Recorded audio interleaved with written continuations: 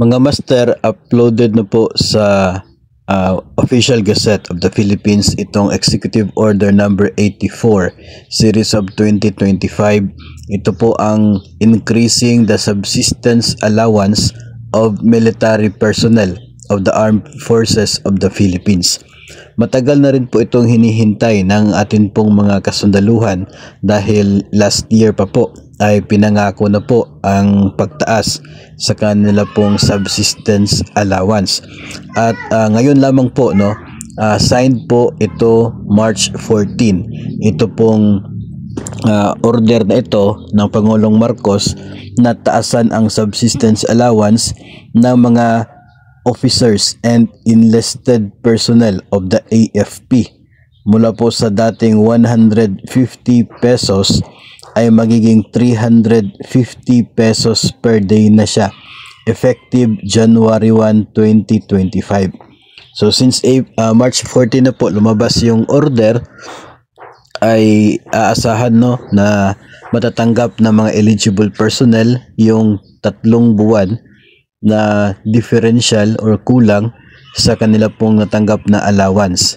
So para po ito sa mga opisyal at empleyado ng Armed Forces of the Philippines. Nakalista po dyan yung mga eligible personnel.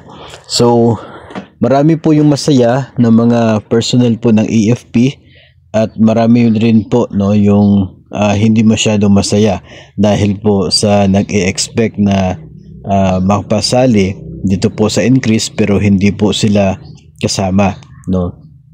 Yung marami kasi mga expectations lumabas noong pinangako ang increase na ito at baka sakali na included maging yung mga PNP personnel, yung Coast Guard personnel, pero sa paglabas ng executive order na ito ay malinaw na hindi po sila included, hindi sila kasama, kundi tanging mga officers and enlisted personnel lamang ng Armed Forces of the Philippines ang makakabenepisyo dito sa nasa 200 pesos na increase sa kanilang daily subsistence allowance. So ato na lamang pong abangan at baka mayroong separate order for other men in uniform pero hindi po tayo sigurado dyan.